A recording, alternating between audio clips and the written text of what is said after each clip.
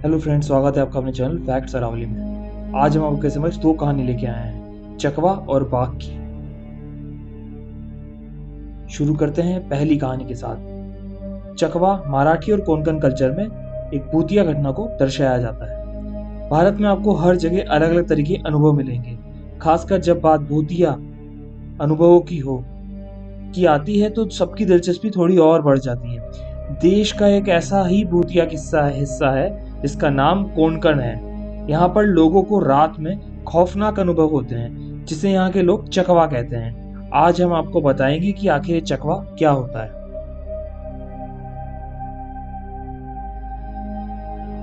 राहगीरों ने बताया है कि ये ऐसी अजीबोगरीब चीजें हैं। कोंकण एक खूबसूरत जगह है जो अरेबियन सी और हरी भरी पश्चिमी घाट के बीच में स्थित है। यह भूमि महाराष्ट्र के उत्तर से गोवा तक फैली हुई है। जबकि मुंबई से गोवा की सड़क यात्रा आम बात है, लेकिन कोंकण के कुछ अधिक लोकप्रिय समुद्र तटों पर स्टॉपओवर के साथ इन जंगली घाटों, विशेषकर यदि राजमार्ग पर नहीं के माध्यम से एक रात की ड्राइव की सलाह हम आपको कतई नहीं देंगे। यहाँ से रात में गुजरने वाले कई ड्राइवर और यात्री रास्ते में अजीबोगरीब अनुभव के बारे में बता चुके हैं। क्या होता है चकवा? इन अजीबोगरीब अनुभवों को लोकली चकवा कहते हैं। चकवा को कोंकण कल्चर में आत्मा कहा जाता है। ऐसा माना जाता है कि वो लोगों को कोई नुकसान नहीं पहुंचाती, हालांकि उन्हें खाली रास्तों पर अकेले राहगीरों को भटकाने में बहुत मजा आता है। लेकिन सुबह चकवा की शक्तियां खत्म हो जाती है और लोग अपनी मंजिल पर बिना नुकसान के पहुंच जाते हैं। ऐसा भी कहा जाता है कि ये विश्वास सदियों पहले लोगों द्वारा यात्रियों को रात के अंधेरे में खुले में रहने के लिए मना करने के लिए बनाया गया था, लेकिन असलियत किसको पता। चकवा नाम की एक आत्माएं मुख्य रूप से महाराष्ट्र में पाई जाती है और कुछ हिस्सों के गोवा के क्षेत्रों में भी। ऐसा माना जाता है कि आत्माएं रात के समय जंगलों या अंधेरी सुनसान सड़कों से गुजरने वाले लोगों को गुमराह करती है, जिसके बाद उन्हें वापस रास्ता नहीं मिलता और वे बार बार उसी जगह लौट आते हैं। ये मूल रूप से आत्मा है जो अपनी मंजिल तक पहुंचने नहीं देती और आप एक ही स्थान पर गोल घेरे में घूमते रहते हैं, और जब उन लोगों को वापस जाने का रास्ता नहीं मिलता तो ये दुष्ट आत्माएं उन थके हुए कमजोर लोगों को शिकार करती है। आखिर और संभवतः सबसे शरारती आत्मा, यह आत्मा किसी को मारने या यहाँ तक कि किसी व्यक्ति को नुकसान पहुंचाने के लिए नहीं जानी जाती। आत्मा आमतौर पर उस व्यक्ति के साथ मजाक करती है जो देर रात जंगल में जाता है, उसे भ्रमित करता है और उसे रास्ता भटका देती है। व्यक्ति आमतौर पर जंगल से बाहर निकलने का रास्ता ना पाकर रात भर गोल गोल घूमता रहता है। हालांकि भोर होते ही चकवा की शक्ति समाप्त हो जाती है और व्यक्ति सुरक्षित रूप से अपना रास्ता खोजने में सक्षम हो जाता है। इस भावना के पीछे तर्क लोगों को रात में जंगल जैसी खतरनाक जगहों पर घूमने से हतोत्साहित करना होता है। अगली कहानी की बात करें, ये असमीज फोकलोर में बाघ कहा जाता है। बाकोर पुटेक यानी बाघ का सन 2012 में रिलीज हुई एक असमीय फिल्म है जो ग्रामीण असम में अंधविश्वास के सामाजिक और व्यक्तिगत परिणामों पर केंद्रित है। इस फिल्म में इसको चित्रित किया गया है।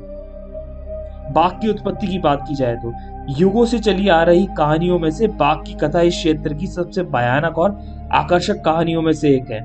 माना जाता है कि बाघ एक आकार बदलने वाली आत्मा या दानव असम की स्वदेशी जनजातियों की प्राचीन मान्यता और अंधविश्वासों से उत्पन्न हुआ है।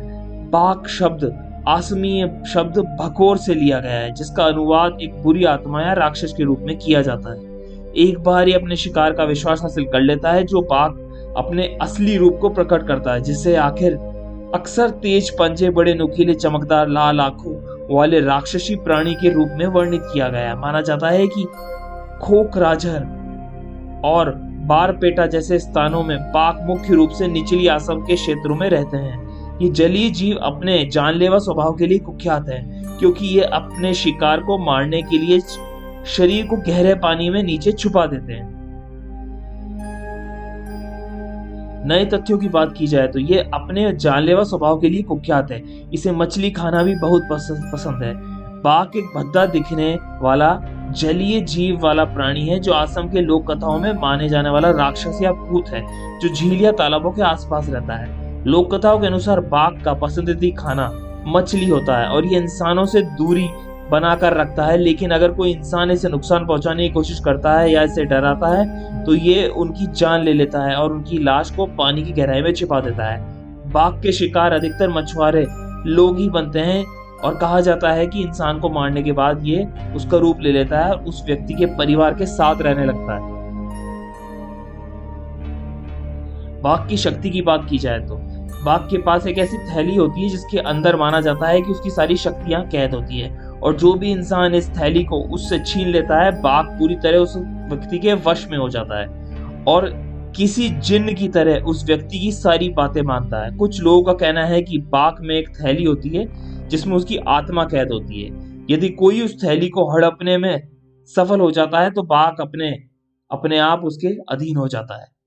यदि आप बाघ की आत्मा की थैली को पकड़ सकते हैं तो आप एक जिन्न की तरह बाघ पर पूरा नियंत्रण प्राप्त कर सकते हैं। बाघ का जीवन इस पर निर्भर करता है और इसे अपने कब्जे में लेने से कोई इसका स्वामी बन सकता है।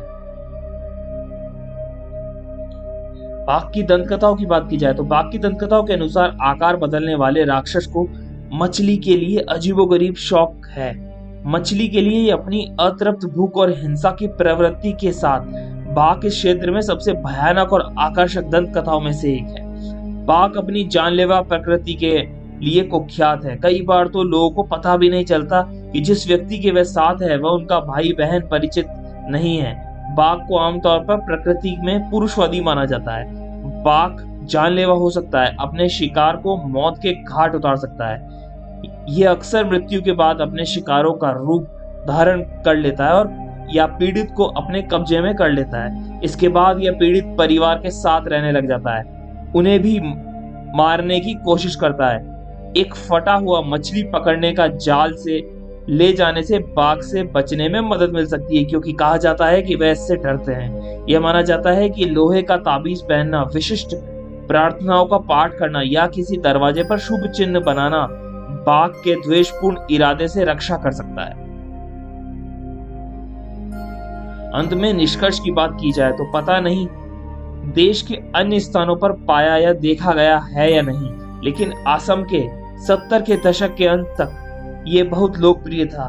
बाघ की कथा समय के साथ विकसित हुई जो असम के बदलते सांस्कृतिक परिदृश्य को दर्शाती है, लेकिन इसके मूल विषय और संदेश आज भी दर्शकों के बीच गूंजते रहते हैं।